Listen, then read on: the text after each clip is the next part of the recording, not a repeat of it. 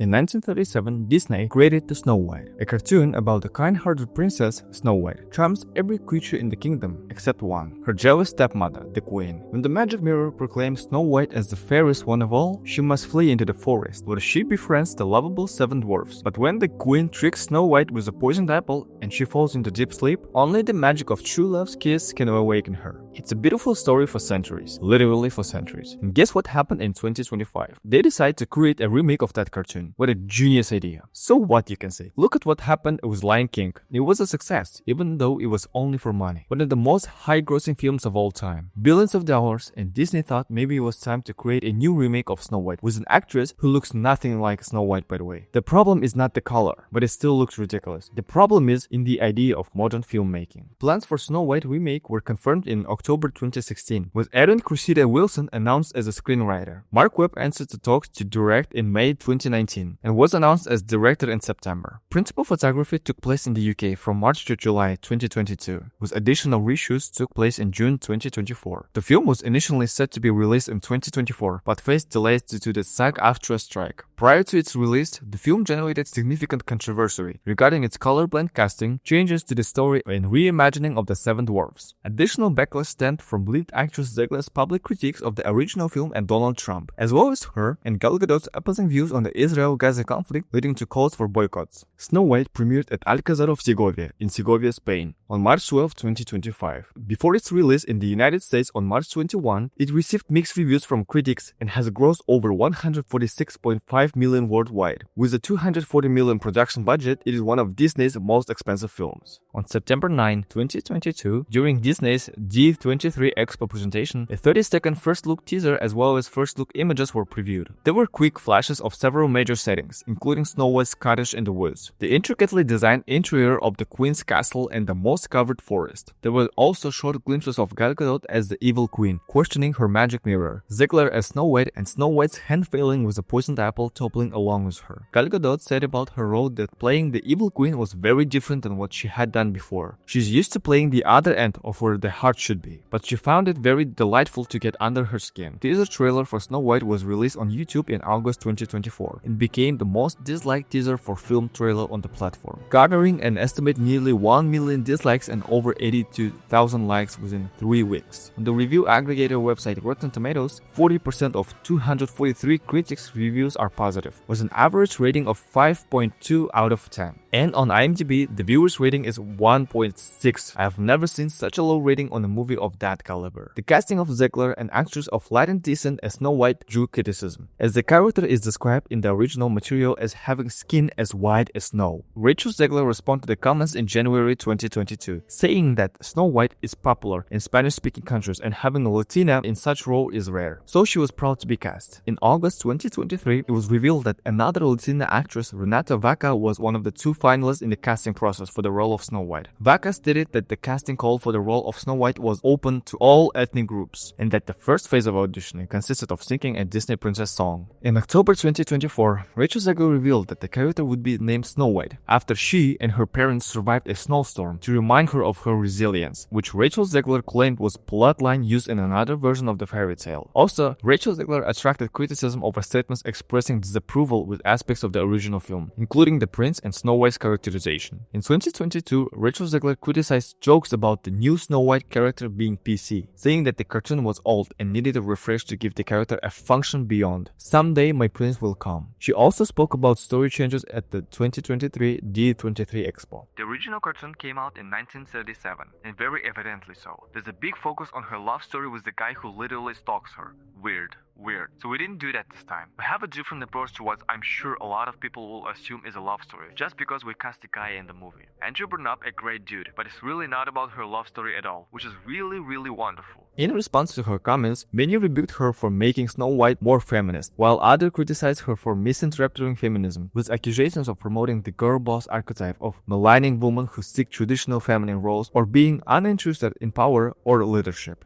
In January 2022, actor Peter Dinklage, who has a form of dwarfism and has played dwarfish characters in his career, commented on the upcoming live-action Snow White remake, dismissing it as a backward story. In response to Dinklage's comments, Disney stated that to avoid reinforcing stereotypes from the original animated film, we're taking a different approach with the 7 characters and have been consulting with members of the dwarfism community. In July 2023, footage of the production from Berkshire revealed that the depiction of 7 dwarfs had been reimagined, consisting of 1 actor with dwarfism along with 6 other non-dwarf actors of varying ethnicity. 6 males and 1 female, portraying the associated set of 7 individuals, who were originally all portrayed as supernatural beings from German folklore, not actual human beings. After initially denying reports that these images depicted the actual film projection, Disney later confirmed that they did indeed depict the projection, with stand-in actors substituting for the leads. The already confirmed actor Martin Kleba not appearing in said footage. The decision to reimagine the characters as such as was criticized by social media sources as being overly politically correct, as well as potentially taking away acting opportunities from dwarfism community. Jackass cast member Jason Wyman Acuna criticizes Disney for not casting dwarf actors and expressed disappointment about the changes. Acuna said, "You're replacing jobs that people could have as little people. It's for dwarfs. Why are you hiring Snow White and the 7 average people?" In October 2023, coinciding with an announcement of the delay, Disney unveiled its first look image, which included the 7 dwarfs, all of which are CGI characters, made to look similar to their appearance in the 1937 film. Studios are corporations, and corporations hate risk. Original ideas are risky. There's no guarantee they'll succeed, but established IP, that comes with a built-in fanbase, nostalgia, brand recognition,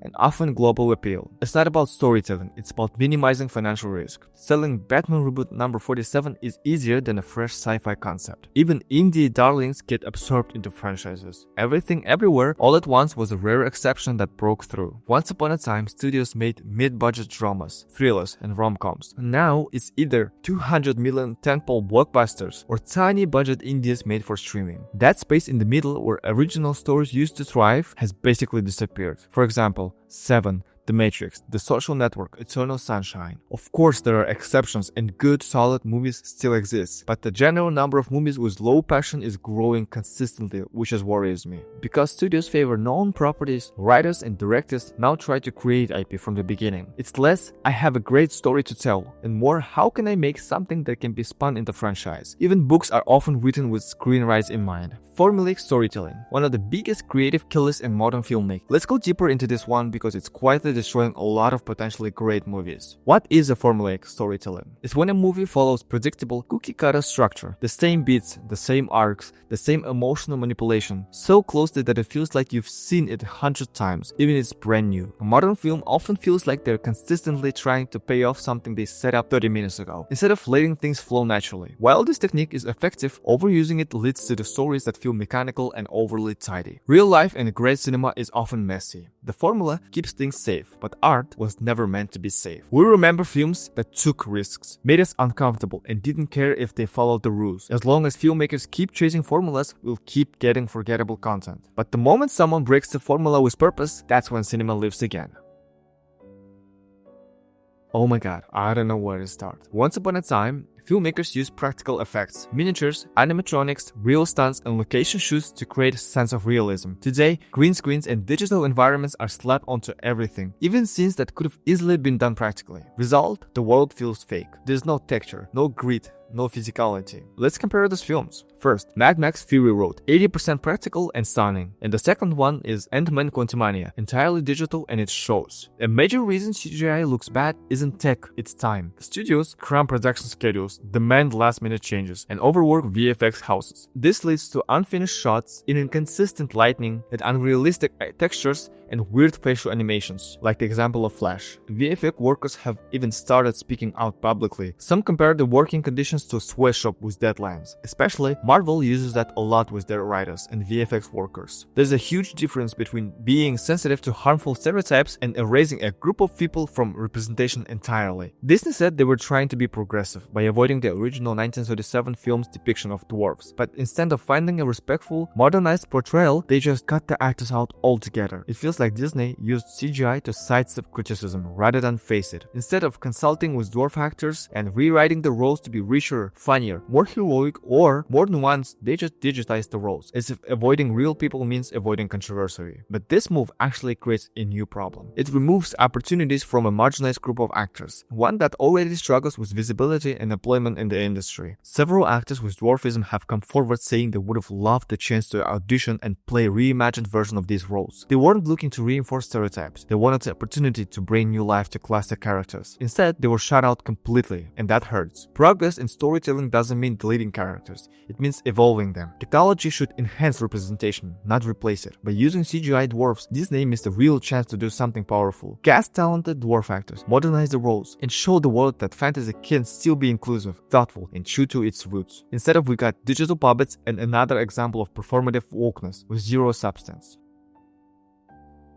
A lot of modern movie characters talk like they're tweeting, quippy, self-aware, packed with hashtags, slang, or meta references. It's not inherently bad, but when every line sounds like it was written to go viral or become a meme, you lose the characters' voices. Great dialogue should reflect personality and show emotion or intent, reveal relationships, sound natural, not algorithm approved. Compared to that old school Tarantino or Sorkin scripts, people didn't talk normal, but they had rhythm, subtext, and flavor. What's missing now? Modern screenwriting often focuses on advancing the plot, explaining the themes, and making sure nothing is problematic, but it forgets one key thing: emotion. Old movies used glances, pauses, lighting, and subtext. Now the character just dumps their whole therapy session in one scene. Great writing should be invisible. You don't notice it, you're just drawn in. You laugh because it's honest, not because it's punchy. You cry because a character finally says less, not more. Modern films often show off their writing, but the best writing disappears and leaves only emotion behind. There are a lot of reasons why the original Snow White still holds up better than the 2025 remake. And it's not just about the nostalgia. The original was a technological and artistic breakthrough. When Disney released Snow White and the Seven Dwarfs in 1937, it was the first full-length animated feature, hand-drawn, painstakingly painted, and visually rich. It wasn't just a movie, it was a leap in what animation could be. Compare that to the 2025 version,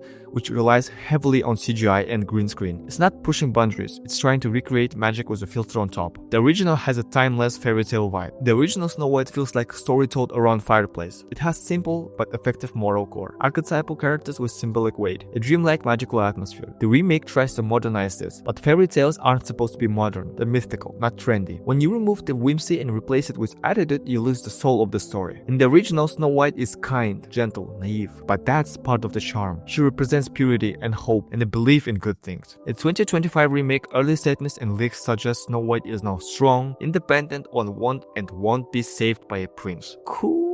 But is that still Snow White, or is just template character wearing the name? Remakes often confuse updating a character with replacing them entirely. You can make Snow White stronger, but she shouldn't lose the core of what made her Snow White. Let's be honest, the original movie wasn't trying to make a statement. It was just trying to tell a sweet, scary, magical story. The remake, however, seems more focused on what it represents than what it says emotionally. And when a film is more concerned with optics than emotions, it shows problems with the modern filmmaking. And finally, the old version of Snow White was a passion project. Walt Disney literally bet entire studio's future on it. The 2025 remake, it feels like a brand refresh. Modernize the message, make it relevant, sell merch. Disney only making it for money and marketing. But movies shouldn't be marketing campaigns with stories squeezed in. They should be stories that inspire, scare, comfort, or enchant us. The original did that. The remake seems like it's chasing a checklist. The original Snow White was imperfect, but it was pure. The remake might be louder, glossier, and more empowering, but it's trying too hard to be everything at once and ends up being nothing memorable. Sometimes the real magic is in leaving fairy tale alone.